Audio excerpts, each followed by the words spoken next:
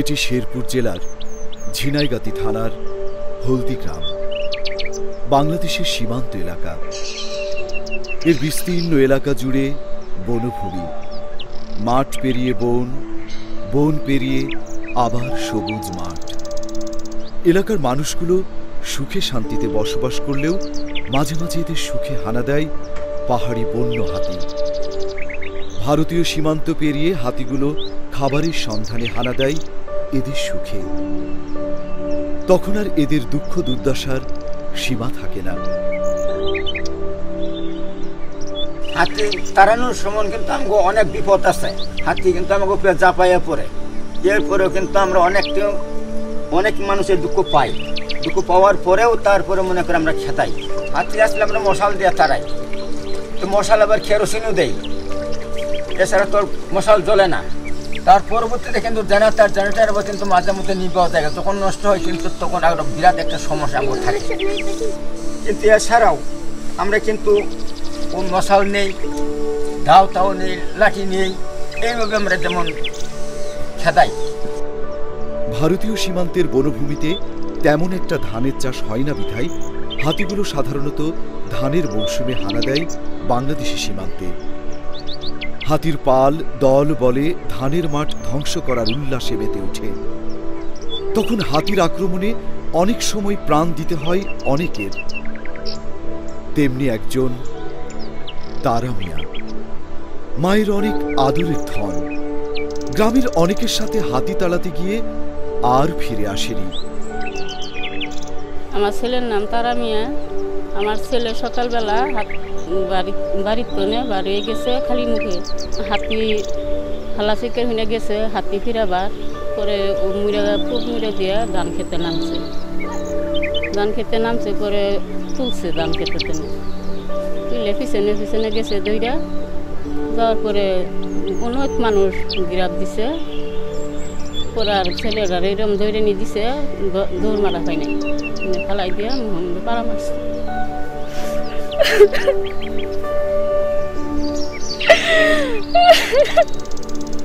হাতির দল দেখলেই তারা মিয়ার মায়ের বুকটা হাহাকার করে ওঠে। এই হাতির হাতেই তার প্রিয় পুত্র জীবন দিয়েছে।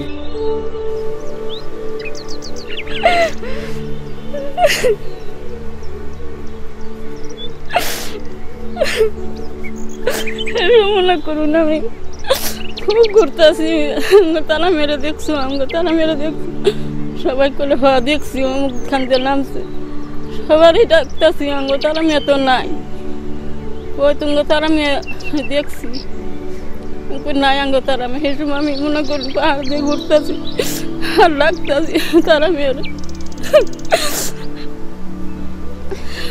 তারা মেয়ে নাই। আমি পাহাড় উঠি, বিটের নামাই নিয়ে হে পাবলিক আমার টাইনের নামাই নিয়ে না, আমার বাবার এলু মারছে আত্মীয় বুঝা, আমার সবাই টাইনে ঝাড়ছে নিয়ে আইব, কেউ তোমরা পাপা না, আমি যাই পাবো, আমি ছেলের মা, তোমরা যে বিষাইতেছ পাও না, মনে করো না উঠান ধরে আমার সবাই ঝাড়ছাই নামাই নিয়ে। আমার ভাইয়েরা আমার পোলা আইলে যায় ফিরছে পরে আমার পোলা গাড়ো করে নিয়ে বেলা নিল।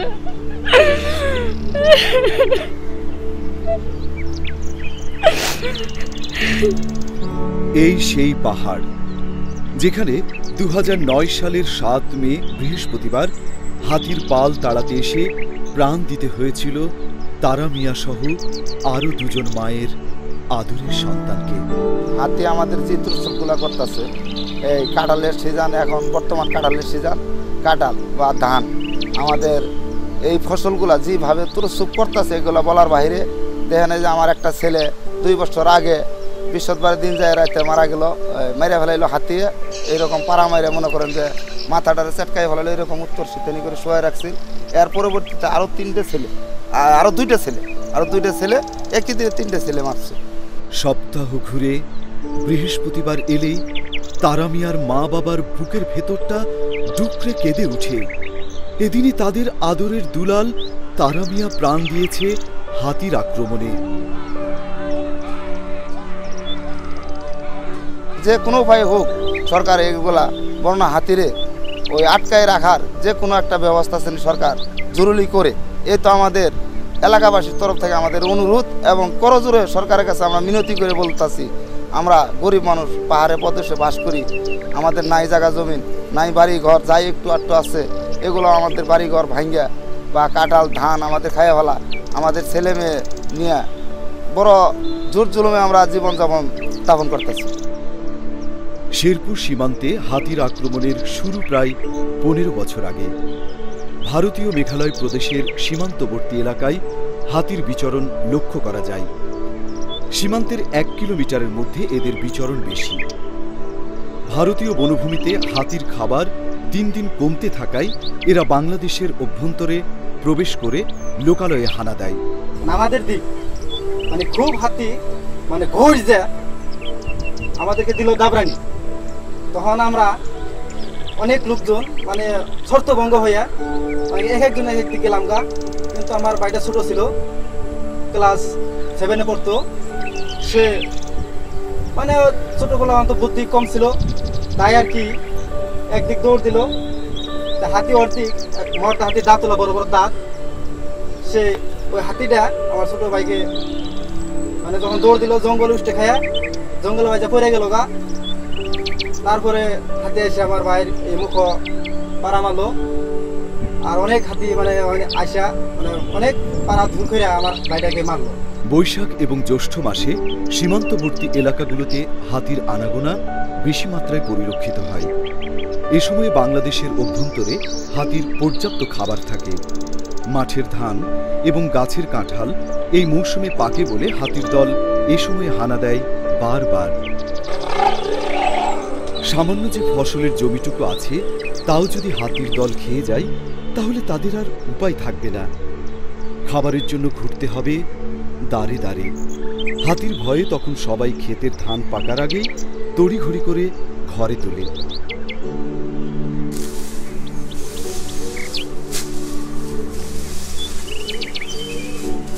আমি এই ধানটা অন্তত আরো 1 সপ্তাহ পরে কাটতাম, কারণ লাগতেছে এই কারণে হাতির কারণে। হাতি কালকে ওই যে পূবে আইছিল, পূব সাইডে ধান খেয়ে গেছে। গতকালকে 50-60টা হাতি আইছে এখানে। আসার পরে আমরা মশাল নিয়ে আইছি, আবার পরে অনেক চেষ্টা করছি ফিরানোর জন্য, ফিরাবার পাই নাই। পরে এই যে এই রাস্তা দিয়ে নাইমা এই যে পাড়া, এই পাড়া দিয়ে যায় এই যে আমাদের অনেক ধান খাইয়া লাইছে, প্রায় 7-8 ফুট জমি খাইয়া লাইছে। এখন কি করবো, এখন আমরা কাঁচা ধানে কাটতে হয়।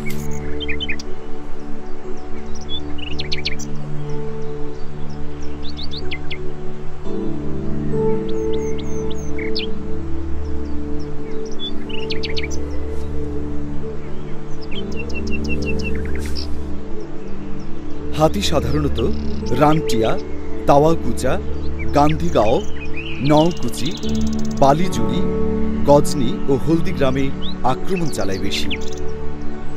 রাত্রে যখন হাতি আমাদের এলাকায় যখন নামে, আমাদের ফসলের উপরে যখন আক্রমণ করে, তখন আমরা এলাকার সমস্ত লোক একত্রিত হয়ে মশাল নিয়ে, জেনারেটর নিয়ে এবং কি ফটকা নিয়ে তাদেরকে আমরা তাড়াতে যাই। আর তখনই আমরা তাদের পায়ের নিচে আমাদের অনেকেরই মৃত্যু হয়ে যায়। হাতির আক্রমণে ক্ষতিগ্রস্ত পরিবারের জন্য সরকার ক্ষতিপূরণের একটা বিধান করেছে। হাতির হিংস্র থাবার প্রাণ হারালে সরকার তার পরিবারকে 1 লক্ষ টাকা এবং ক্ষেতের ফসল বিনষ্ট হলে 20 কেজি চাল ও 500 থেকে 1000 টাকা ক্ষতিপূরণ দিয়ে থাকে। কিছুদিন আগের একটি ঘটনা, আমজাদ নামে এক ব্যক্তি, উনি বাঁকাকোড়া বাজার থেকে তার বাড়িতে আসার পথে, সাইকেল দিয়ে আসার পথে সে আক্রান্ত হয়। তার বিভৎস একটা চেহারা আমরা দেখেছি। তার মুন্ড ছিল না, মানে মাথা ছিল না, মাথা একদিকে, তার চুলগুলো আরেকদিকে, তার হাত পা এমনভাবে হাতি মনে হয় যে ফুটবল খেলেছে, তার শরীরে কোনো আমরা হাড় খুঁজে পাইনি।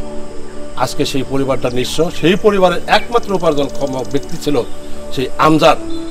হাতি যে কত ক্ষিপ্ত, কারণ তাদের খাদ্যের যখন অভাব হয়, যখন মানুষ তাদেরকে তাড়িত করে, তখন তারা হিংস্র হয়ে তারা মানুষের প্রতি আক্রমণ করে। সূর্যাস্তের ঠিক আগ মুহূর্তে হাতি দলবল নিয়ে একত্রিত হয় হামলা চালানোর জন্য। এ যেন ঘোষণা দিয়ে যুদ্ধের প্রস্তুতি। হাতির আনাগোনা বুঝতে পেরে একত্রিত হয় গ্রামের মানুষও। তারা রাতের আধারে হাতির দল প্রতিরোধ করার বিভিন্ন উপায় খুঁজে বের করে।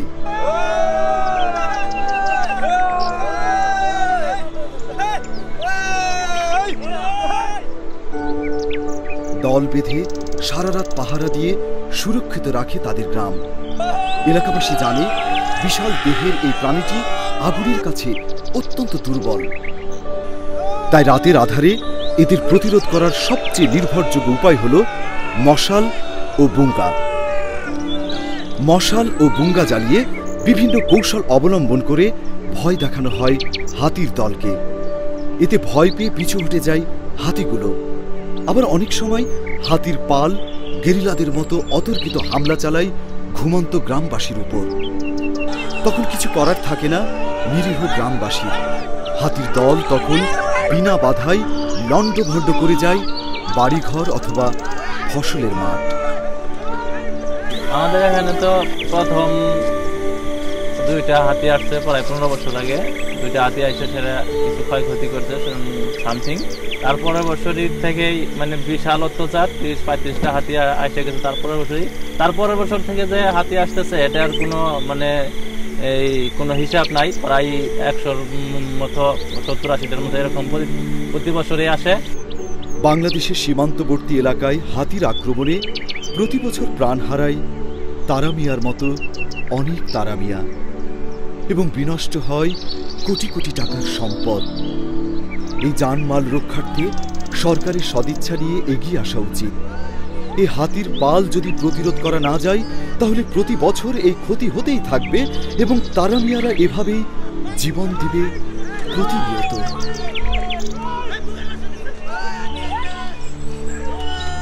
দর্শক, আমার পাশেই যে লোকটি দেখতেছেন ওনার নাম হচ্ছে উত্তম। উত্তম মামা আমাদের টিমেরই একজন সদস্য। তিনি শেরপুর জেলার ঝিনাইগাতি থানার বাসিন্দা। উত্তম মামা আমাদের সাথে বেশ কিছুদিন ওয়াইল্ড লাইফের কাজের সাথে জড়িত ছিলেন। কিছুদিন আগে হাতি উত্তম মামাকেও আক্রমণ করে মেরে ফেলেছে। আমরা উত্তম মামার আত্মার মাগফিরাত কামনা করছি।